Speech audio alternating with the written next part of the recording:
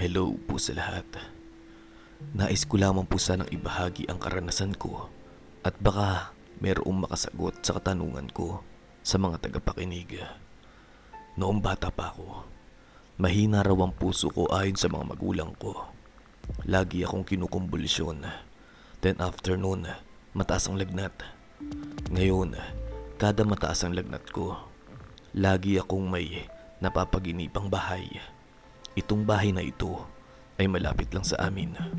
Hanggang terrace lang ang napupuntahan ko rito. Dahil dito kami naglalaro ng mga kapwa ko bata. Pero napasok po ay hindi pa. Oo nga po pala, wala nang nakatira sa bahay na ito. Ang bahay na ito ay merong ilalim na parte. Yung dalawang palapag siya, pero yung unang palapag ay nasa ilalim. Simula nung elementary ako to college.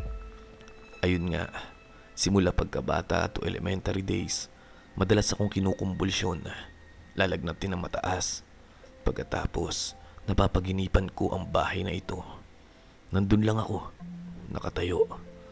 May ibig bang sabihin kung bakit lagi kong napapaginipan ang bahay na yun? Ngayon, 33 years old na ako. May asawa na at nagkaroon na ng sariling bahay sa subdivision. Up and down, 2 kwarto.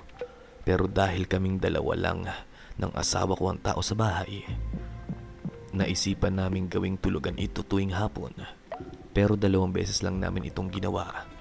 Dahil sa 2 beses na yon, pareho kong napaginipan ulit ang lumang bahay na yon. Same pa rin.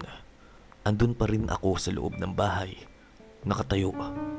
Pagising ko, sumasakit ang ulo ko. So parang mas nahiwagaan ako this time. Bakit kaya? Meron po bang makasasagot sa akin? Gusto ko lang rin po sanang ipaalam na lapitin rin po kami ng mga multo. Iyon ang sabi ng tatay ko. Pero ayokong i-entertain dahil ka ako baka mas lalong lumapit sa akin. Kung maitatampok niyo po ang istorya ko na ito, isusunod ko naman pong ikwento ang mga karanasan ng mga kapatid ko about sa mga multo o kaluluwa.